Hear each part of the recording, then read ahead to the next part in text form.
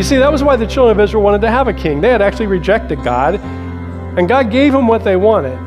He gave them a king. But notice the king that he gave them was somebody who would be qualified on the outside, but not so qualified on the inside.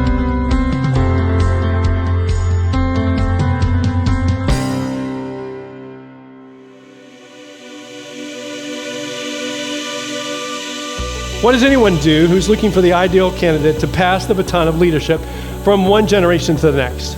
We talked about 3 fundamental principles for passing the baton to the next generation, whether it's in business, or whether it's in the family, or whether it's in a church, or whether it's in government, or any other social institution.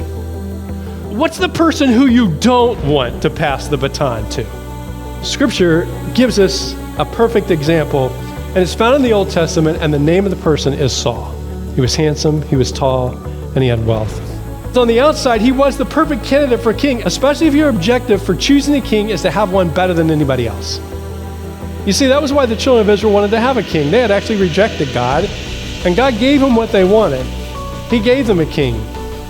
But notice the king that he gave them was somebody who would be qualified on the outside, but not so qualified on the inside. Attributes that resulted in him experiencing success that surpassed his character. But now, how do you identify someone like Saul, who, in the words of Paul, is marked with selfish ambition and conceit, and thus thinks more highly of himself than he does of others? And thus we should avoid handing off the baton of leadership to, whether it's in business or government or the church or any other social institution. Someone who is driven by accomplishment no matter what. Someone who has a limited regard for integrity or selective obedience or listening, and someone who is overly jealous or envious of the talents and successes of others. Is there any area of your life where you're prone to be like Saul? Where you're prone to be someone who thinks more highly of themselves than others?